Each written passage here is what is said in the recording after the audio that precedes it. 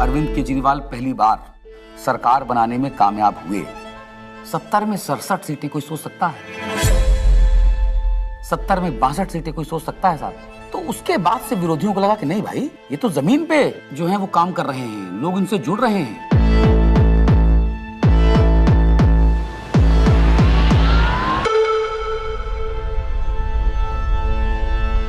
कहानी शुरू होती है तब से जहां से आम आदमी पार्टी ने पंजाब जीता। लोगों की भूख थी आम आदमी पार्टी की। उन्होंने कहा आम आदमी पार्टी हमें चाहिए। लोगों ने वोट दी और पंजाब में आम आदमी पार्टी का जन्म हो गया। पंजाब के लोग जो हैं वो सच्चे बंदों को पसंद करते हैं और जिसके साथ दिल से जुड़ जाएं जुड़ जाएं।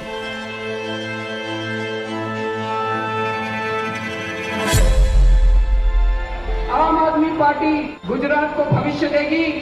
गुजरात की 6 करोड़ जनता के साथ मिलके एक नया गुजरात बनाएंगे जिसमें 24 घंटे बिजली होगी।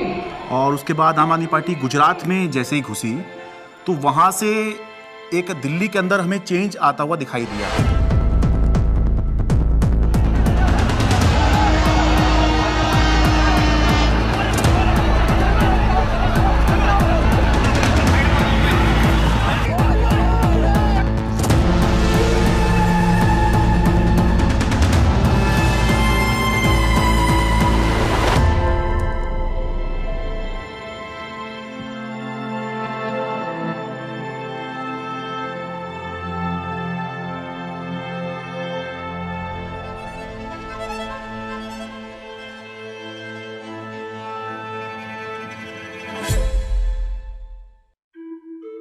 So it started, I think, with the arrest of Satyendra Jain ji, and मुझे लगता है कि ये स्ट्रैटेजी उनकी शायद रही होगी कि जो भी अरविंद केजरीवाल के सिर्फ आईज, ईयर्स, आर्म्स, हैंड्स, जो पूरी टीम है, कि अगर हम उस टीम को डिकैपिटेट कर देंगे तो हो सकता है कि काम रुक जाए। टेबल में बैठे होंगे बीजेपी के 3-4 लोग बड़े बड़े, बोले यार अब केजरीवाल को बेईमान साबित करने का क्या तरीका।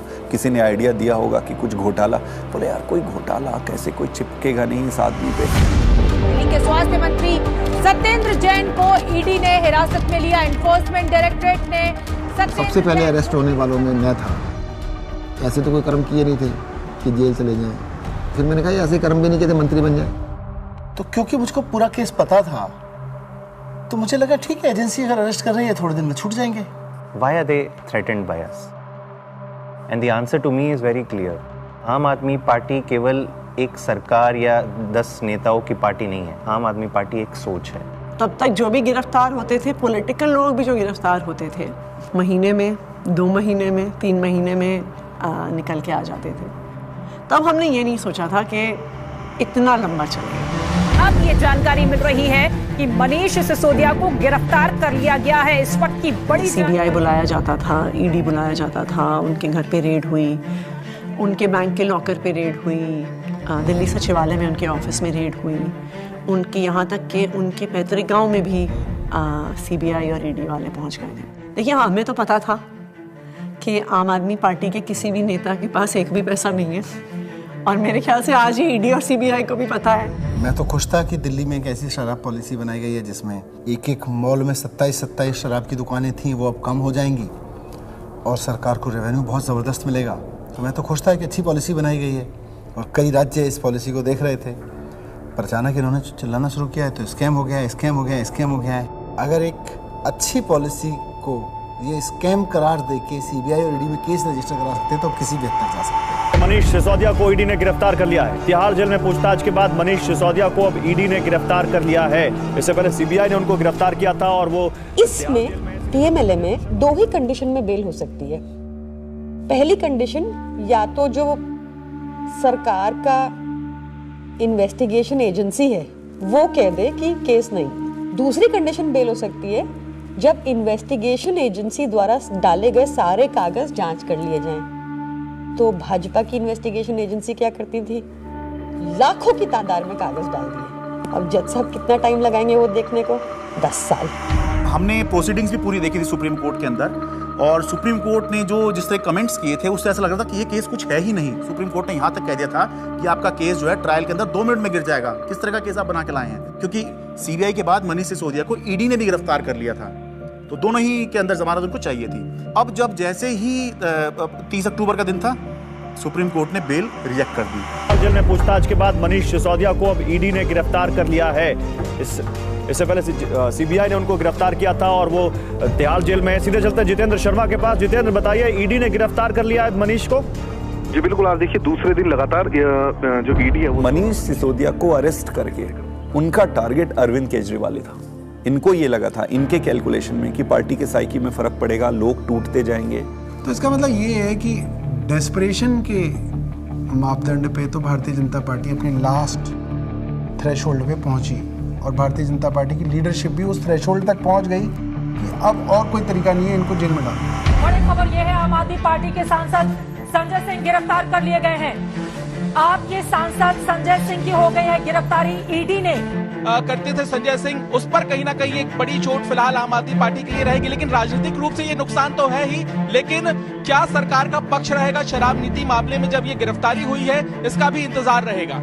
अब ये अपने आप में काफी ज्यादा। तो भगत सिंह ने अपनी किताब में लिखा कि उनके छोटे भाई जब उनसे मिलने आए, फांसी की सजा हो चुकी थी तब तक, उन्होंने लिखा कि उन्हें ये फिक्र है हरदम नया तर्जे जफा क्या है। जफा मतलब अत्याचार। उन्हें ये फिक्र है हरदम नया तर्जे जफा क्या है, हमें भी शौक है देखें सितम की इंतहा क्या है। इस सरकार के ऊपर बिल्कुल फिट बैठता है कि ये सितम करने पे आए हैं और हम इनकी सितम की इंतहा देखना चाहते हैं। 2200 करोड़ रुपए की रिश्वत खिलाई अडानी ने। 2200 करोड़ रुपए की रिश्वत आपके अधिकारियों को। 2200 करोड़ की रिश्वत। सर वो क्या बोल रहे हैं सर? वो आप इधर बोलेंगे तो उधर बोलेंगे। जिस तरीके से पार्लियामेंट में और पार्लियामेंट के बाहर अगर अरविंद केजरीवाल और पार्टी के वॉइस को एक स्ट्रक्चर करके जनता और देश के सामने रख रहे थे, बीजेपी उससे बहुत इरिटेटेड और फ्रस्ट्रेटेड थे। मैंने तो अपने घर के सामने एक बैनर भी लगवा दिया था कि फक्कड़ हाउस में ईडी का स्वागत है। अब कहानी जो है अलग लेवल पहुंच गई। अरविंद केजरीवाल भी ये बात समझ रहे थे कि जब एक के बाद एक नोटिस आ रहे हैं तो देर सवेर ईडी जो है उनको गिरफ्तार करने आएगी। हमारा एक व्हाट्सएप ग्रुप है पार्टी की लीडरशिप का, जिसमें एक खबर आई थी कि ईडी वाले अरविंद जी के घर पहुंच गए हैं 6 फ्लैग स्टाफ रोड पे। एंड मुझे याद है मैंने ओबरॉय के फ्लाईओवर के नीचे से फिर हमने गाड़ी का यू टर्न लिया था और फिर 6 फ्लैग स्टाफ रोड जो सिविल लाइंस में है वहाँ पे पहुँचे थे। मुझसे पहले सौरभ भारद्वाज पहुँचे थे वहाँ पे। इतने में उन्होंने बैरिकेडिंग दोनों तरफ कर दी, बट मैं बैरिकेडिंग से पहले ही जो है वो अंदर पहुँच गया था मैं। तो मेरे को अंदर से किसी का मैसेज आया which was very sad thing to imagine. Arvind Kejriwal ji अपना बैग पैक कर रहे हैं और एक मुख्यमंत्री अपने घर में ही असहाय है, आप सोचिए। और वहाँ जो पुलिस खड़ी है वो उसके लिए नहीं खड़ी है, वो इसलिए खड़ी है कि किसी और को आने नहीं देंगे। उसके यहाँ जो ईडी के जो अफसर हैं वो उसको कह रहे हैं कि अब आप बैग पैक कर लो, आपको अरेस्ट कर रहे हैं। ईडी दफ्तर ले जाया जा रहा है अरविंद केजरीवाल को। इस वक्त की बड़ी खबर, बड़ा अपडेट, अरविंद केजरीवाल को ईडी ने गिरफ्तार किया है और ईडी दफ्तर उनको ले जाया जा रहा है। जिस तरीके से अब दिल्ली के मुख्यमंत्री अरविंद केजरीवाल को ईडी दफ्तर ले जाने की तैयारी की जा रही है और ये माना जा रहा है कि अब ईडी दफ्तर में उनसे पूछताछ होगी और उनके सामने। जब से मैं जर्नलिस्ट बना हूं 17 साल से, मैंने नहीं देखा किसी सिटिंग चीफ मिनिस्टर को अरेस्ट किया गया हो। तो मेरे मन में एक बात अंदर से आई कि पार्टी खत्म नहीं होने थी, सरकार नहीं खत्म होने थी। तो उस समय जो बाहर थे, जैसे संदीप पाठक बाहर थे जो संगठन के काम देखते हैं, हमारे जो कैबिनेट के जो साथी थे, आतिशी थी, सौरभ भारद्वाज थे, हमारे सोशल मीडिया के जैस्मिन थे। तो फिर हम सब लोग हमारे घर पे ही हमने सबको बोला, सब लोग हम लोग वहीं धीरे धीरे वहीं गैदर हुए। अब ये देश को बचाने की लड़ाई है, तानाशाही के खिलाफ लड़ाई है और सभी मिलकर के लड़ेंगे और इस लड़ाई को जीतेंगे। कल 10 बजे भारतीय जनता पार्टी के मुख्यालय पर हम इसके खिलाफ प्रोटेस्ट शुरू करेंगे।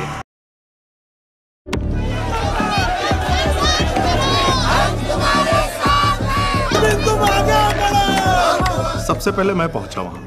हुआ ये कि लोग पार्टी ऑफिस चले गए और हम और दुर्गेश पाठक जी जो ITO वाला चौराहा है उस पर रुक गए। ITO पे मैं जब पहुंचा तो मैंने देखा कि मेरे सामने ही आतिशी और सौरभ को अरेस्ट कर लिया गया।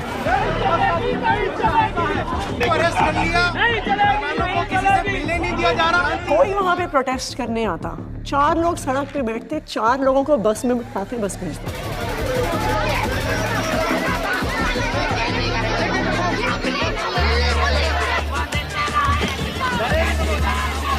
ITO के ऊपर एक फुटओवर ब्रिज है, ऊपर अगर आप जाओगे तो मैं लोकेशन चेंज करता रहता था, तो कहीं एक जगह जाके ऐसे शांत खड़ा हो जाता था, फिर मैं देखता था कौन आ रहा है किधर से, तो मैं देखता था उधर से 20 लोग आ रहे हैं, तो उनमें से मैं पहचान जाता था। मोस्टली मैं ऑर्गेनाइजेशन में काम करता था तो सबके नंबर थे, तो मैं उनको फ़ोन करके बोलता था अभी रुक जाओ 10 मिनट, मैं जहाँ बोलूँगा उस डायरेक्शन में जाना।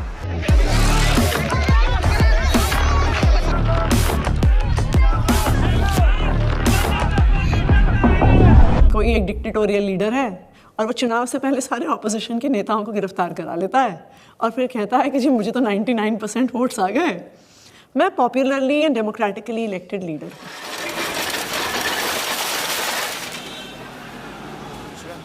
Can I have water? इसको इधर रख सकते हैं बगल में,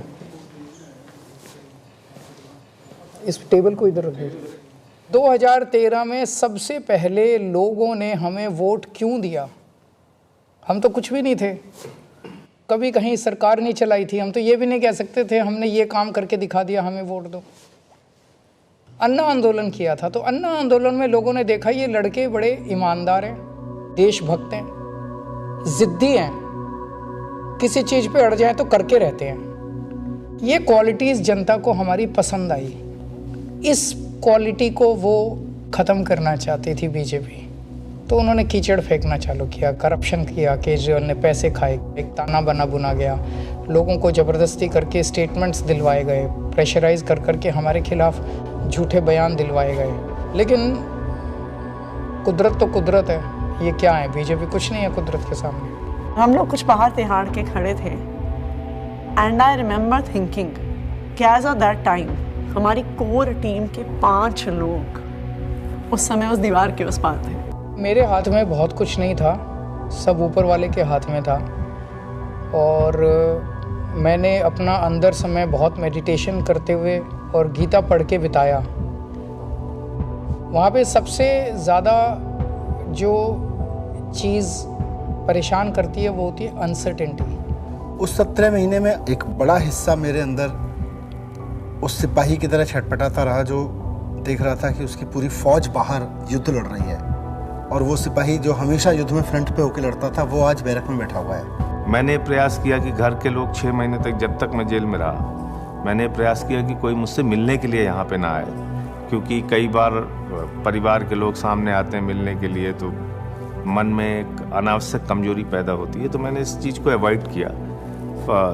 फ़ोन पे जब वो वीडियो कॉल पे जब बात होती थी, वीडियो कॉल करते थे तो हंसते थे, लेकिन वो हंसी के पीछे कुछ ना तकलीफ छुपी होती है, क्योंकि पत्नी से बेहतर कोई नहीं समझ सकता है। लेकिन हम लोग को लगता है चलो वो अगर दिखा रहे हैं तो हम लोग को भी ऐसे ही दिखाना है। तो हमारे जैसे बच्चे भी आ गए थे, तो सारे लोग सब हैप्पी फील करते थे कि पापा हम लोग ठीक है, आप परेशान मत होना और आप ठीक से रहो।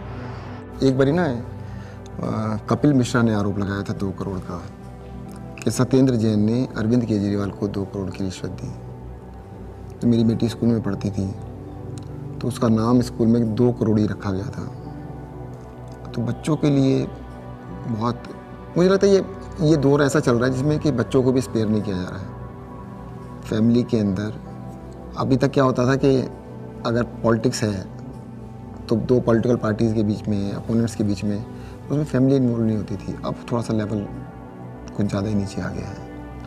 नहीं, जब जेल में था तो परिवार को तो मिस नेचुरली करते ही हो आप, और विशेष रूप से जब आपकी वाइफ बीमार हो, आपका बेटा भी केवल कॉलेज में पढ़ता हो।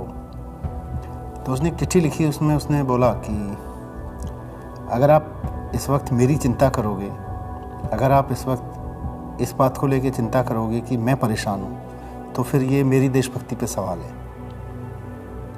तो मुझे लगा यार बेटा तो बड़ा हो गया। आपने अगर मेरी चिंता में जरा भी वक्त जाया किया तो फिर वो मेरी देशभक्ति का अपमान होगा। That would be a insult to my patriotism कि अगर मैं देश के सबसे अच्छे शिक्षा मंत्री को ये विश्वास नहीं दिला पा रहा कि आप अपना काम करो, मैं यहाँ पे एकदम सेट हूँ, आपको मेरी चिंता बिल्कुल करने की जरूरत नहीं है, तो that would be an insult to my patriotism and I felt that, I even feel that today. Phone आता था, 5 मिनट का फ़ोन होता था वो डेली जो आता था, तो उसमें ऐसा तो नहीं है कि मैं ये कह दूँ कि मैं बीमार बहुत हूँ या मैं कुछ भी हूँ, हाँ सब ठीक है, खाना खा लिया, हाँ इतना होता था। जो ड्रेडेड क्रिमिनल्स होते हैं ना, उनको सोलिटरी कन्फाइनमेंट में 2 हफ्ते से ज़्यादा नहीं रखते, उसको इनह्यूमन माना जाता है। तो मुझे लगातार कई महीने तक सेकेंड फेज़ के अंदर सोलिटरी कन्फाइनमेंट में रखा गया। सॉलिटरी कन्फाइनमेंट में आप जेल ऑफिसर्स और मेडिकल स्टाफ, इनके अलावा आप किसी से बात नहीं कर सकते। सो आई वॉज ऑल अलोन। आपको चाहिए कोई बात करने के लिए, गप्पे मारने के लिए, अपने मन की भड़ास निकालने के लिए, कुछ भी बोलने के लिए, वो अलाउड नहीं था। मतलब 2 जालियों के बीच में से बात करें, शीशा लगा हुआ है, इधर से फोन पे मैं, उधर से एक चीफ मिनिस्टर हूँ, दूसरे चीफ मिनिस्टर से मिलने आया हूँ, सिटिंग दोनों। जेल नंबर 1 में मैं था, जेल नंबर 2 में अरविंद जी थे, उसके बीच में एक दीवार थी। कभी कभी लगता था आवाज़ जोर से तो हो सकता है पहुँच जाए उधर। कई बार जेल के अंदर जब ऐसे मौके आते थे, ऐसे मोमेंट्स आते थे जब आदमी कमज़ोर फील करता था, तब मुझे लगता था यार मनीष की तरफ मैं सोचता था कि मनीष को 1.5 साल हो गया, उसकी तो वाइफ भी इतनी बीमार है, वो नहीं टूटा, सो हमें भी हिम्मत रखनी है। ये बड़ा वो था कि उन्होंने मेरी दवाइयाँ रोक दी। 15 दिन के लिए मैं शुगर का पेशेंट हूँ और 10 साल से मैं इंसुलिन पे हूँ, और 15 दिन उन्होंने मुझे इंसुलिन दी, मेरा शुगर 350-400 पहुँचने लग गया। जब जयप्रकाश नारायण इमरजेंसी के दौर में जेल गए थे, जब वो जेल गए थे उनकी दोनों किडनी ठीक थी, और 4 महीने बाद जब वो जेल से बाहर आए उनकी दोनों किडनी खत्म हो चुकी थी। Mr. Kejriwal, in fact, wrote to Tihar jail authorities alleging that he was not being administered insulin despite flagging his peaking sugar levels. ये जेल वाले कहते थे कि इंजेक्शन नहीं देंगे, प्रिस्क्राइब नहीं है, पता नहीं कितने साल से वो इंजेक्शन ले रहे थे, सब प्रिस्क्राइब्ड था। भारतीय जनता पार्टी के कहने पर अरविंद केजरीवाल जी की इंसुलिन रोके हुए हैं। ऐसा लगने लगा कि यार क्या ये जेल में रख के इनको मारने का प्लान बना रहे हैं। क्योंकि पॉलिटिक्स एक अलग होती है, लेकिन पॉलिटिक्स का मतलब ये नहीं होता है कि मैं आपको निपटा ही दूंगा। तो ये इंसुलिन वाली बात जो है, ये तो निपटाने वाली बात है। विरोधी होते हैं राजनीति में, लेकिन दुश्मन नहीं होते। कोर्ट के आदेश पर डॉक्टर्स की कमेटी बनती है, उसके बाद जो है इंसुलिन दी जाती है। आम आदमी पार्टी का मोराल जो था वो डाउन था। क्यों? कि आम आदमी पार्टी जो है वो 2 चीज पे चलती है, केजरीवाल का नाम और वॉलंटियर का काम। वो दौर थोड़ा ऐसा था कि लगा था कि अब आम आदमी पार्टी जो है वो अब बचेगी नहीं, क्योंकि केजरीवाल के बाद कौन। कई बार ऐसे क्षण आए, ऐसे मोमेंट्स आए जब लगा कि अब तो सब खत्म हो गया, अब सब बर्बाद हो गया, अब there's no coming back from this, we have hit rock bottom.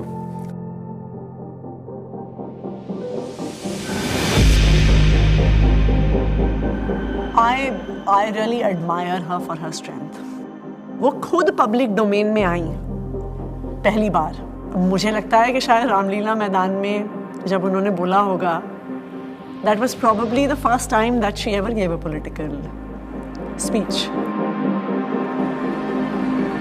सभी भाइयों, बहनों, माताओं, बुजुर्गों, आप सभी को मेरी राम नाम। अच्छा, ओके। मेरे को तो समझ नहीं आ रहा था अरविंद कैसे संभालते हैं। मैं तो बार बार यही सोचती थी कि वो तो हमेशा इसी उसमें रहते हैं, it's such a turmoil, it is not easy. मेरी पत्नी ने आज तक कभी पॉलिटिक्स में पार्टिसिपेट नहीं किया था, कभी वो सामने नहीं आई, आपने कभी उनको नहीं देखा होगा, वो हमेशा शी एंकर्स द हाउस। लेकिन इस दौरान मजबूरी में उन्हें बाहर आना पड़ा, सामने आना पड़ा। कुछ प्लानिंग नहीं थी, इट्स जस्ट दैट कि मैं अरविंद जी से मिलने गई, उन्होंने कहा कि ये मेरा मैसेज पार्टी तक दे दो, क्योंकि ये एप्रीहेंडेड की पार्टी में तो बड़ी खलबली जो भी है, उन्होंने एक मैसेज दिया और उस मैसेज की मैंने एक वीडियो रिलीज़ कर दी, अरविंद जी का मैसेज।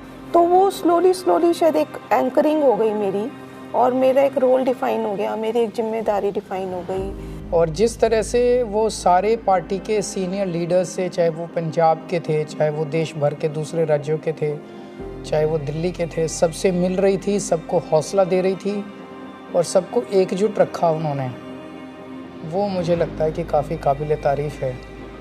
उनके साथ जो है विधायकों की मीटिंग कराई गई ताकि सबका भरोसा बना रहे कि हाँ, घबराने की ज़रूरत नहीं है, अभी भी सब कुछ ठीक है।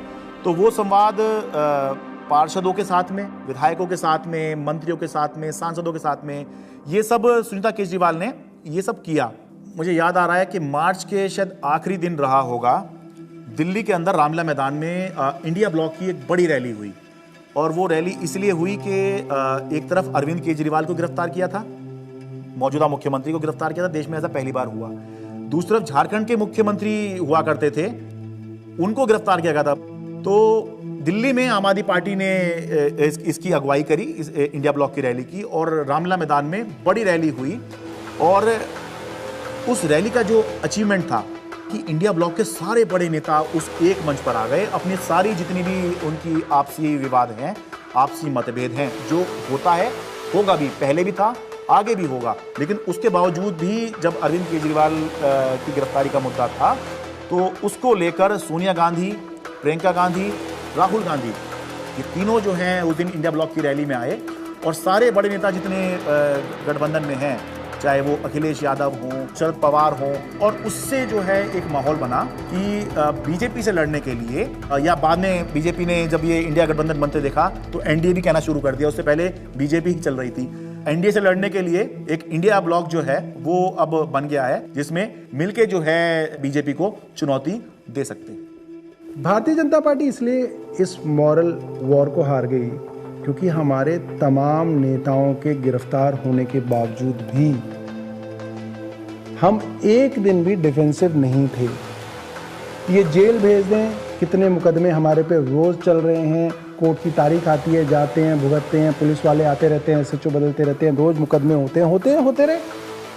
आम आदमी पार्टी का जो डीएनए है वो भारतीय जनता पार्टी के आगे झुकेगा नहीं, दबेगा नहीं, रुकेगा नहीं, और आम आदमी पार्टी इसीलिए जिंदा है।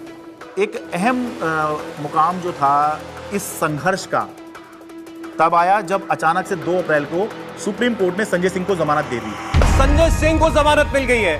आम आदमी पार्टी के सांसद संजय सिंह को जमानत मिल गई। जश्न का वक्त नहीं है, जंग का वक्त है। संघर्ष के लिए तैयार हो जाओ, जम के लड़ेंगे और लड़ेंगे।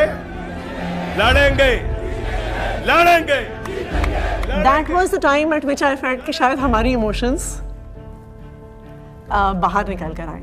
एंड जिस दिन मनीष जी की बेल हुई थी, और मुझे याद है उस दिन I was at a school inauguration. I am not very prone to being, मैं बहुत ऐसे इमोशनल व्यक्ति नहीं हूँ, पर उस दिन तो मैं स्टेज पर ही रोने लग गई थी। मैं एक पब्लिक उसमें थी, इनॉग्रेशन में थी। मनीष सिसोदिया को सुप्रीम कोर्ट से जमानत। इन्होंने स्टडी तो पूरा किया और उन्होंने सीढ़ी भी ठीक बनाई थी, बट वो सीढ़ियाँ ना, इसको ये नहीं पता था कि सारे केजरीवाल के रंग में रंगे हुए। डिले किया जा रहा है, डिले पर डिले, वो मनीष सिसोदिया की तरफ से नहीं, जब बल्कि प्रक्रियागत है। और तुमने सारे के सारे रिसोर्सेज यूज कर डाले, तुमने ईडी यूज कर डाला, तुमने सीबीआई यूज कर डाली, एसीबी यूज कर डाली, विजिलेंस यूज कर डाला, दिल्ली पुलिस यूज कर डाली, सारा मीडिया का नैरेटिव यूज कर डाला, पूरी पावर तुमने, मतलब कितनी गन पावर है बीजेपी की, आपने सब कुछ यूज करके इन सारे लीडर्स को अरेस्ट कर लिया। उसका रिजल्टेंट क्या है? 0। आम आदमी पार्टी के पूर्व मंत्री और वरिष्ठ नेता सत्येंद्र जैन को आखिर दिल्ली के राउज एवेन्यू कोर्ट से जमानत मिल गई है। हमें पता तो था ही कि आज नहीं तो कल, कल नहीं तो परसों बाहर तो आना ही है, क्योंकि हमने कुछ किया नहीं है। अगर हमने कुछ किया होता तो शायद हम बीजेपी ज्वाइन कर लेते, जैसे बाकियों ने किया। अरविंद केजरीवाल को जमानत मिल गई है। जिस खबर का इंतजार आम आदमी पार्टी के नेता कार्यकर्ता लंबे वक्त से कर रहे थे, वो खबर आ चुकी है। अरविंद केजरीवाल को जमानत मिल गई है। अभी की बहुत बड़ी खबर, दरअसल अदालत तो ये इलेक्शन डिफाइन करेगा कि आम आदमी पार्टी कहां जाएगी, और अगर ये इलेक्शन अरविंद केजरीवाल जीतते हैं तो वो उस लीग में आ जाएंगे जहां पर ये चर्चा होने लग जाएगी कि अगर 2029 में लोकसभा का चुनाव होगा तो क्या अरविंद केजरीवाल प्रधानमंत्री का एक चेहरा हो सकते हैं, वो चर्चा होगी? नहीं, मैं कभी अपने आप को ऐसे नहीं सोचता कि मैं कभी पीएम बनूंगा, या कभी ऐसे भी नहीं सोचा था कि मैं सीएम बनूंगा। सो पीएम बनना मेरी ज़िंदगी का कोई मकसद नहीं है, लेकिन जो भी सरकार आए इसे ख़त्म करना होगा। मैं चुनाव के टाइम में चुनाव लड़ो, आपस में एक दूसरे को गाली गलौज मत करो, आपने जो काम किए वो जनता के सामने रखो, आप जो विज़न लेके आए हो वो जनता के सामने रखो। जनता को जो पार्टी पसंद आएगी उसको जिताएगी। जीतने के बाद सारी पार्टियों को मिलके फिर काम करना चाहिए, देश के लिए काम करना चाहिए, चाहे पक्ष में हो विपक्ष में हो। विपक्ष को कंस्ट्रक्टिव क्रिटिसिज्म करना चाहिए ताकि सरकार अच्छा काम कर सके, लेकिन एक दूसरे का जेल में डालना ये अच्छी राजनीति नहीं है। मैं दिल्ली की जनता से पूछना चाहता हूं, मैं देश की जनता से पूछना चाहता हूं कि क्या केजरीवाल ईमानदार है कि गुनहगार है? दोस्तों,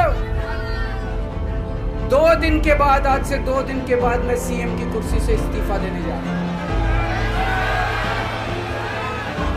और मैं तब तक सीएम की कुर्सी पे नहीं बैठूंगा जब तक जनता अपना फैसला ना सुना ले।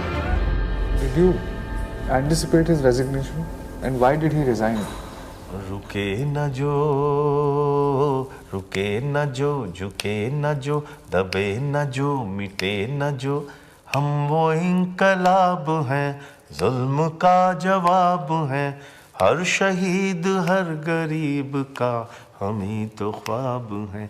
रुके न जो, झुके न जो, जी रहे हैं इसलिए कि प्यार जग में जी सके, प्यार जग में जी सके, प्यार जग में जी सके।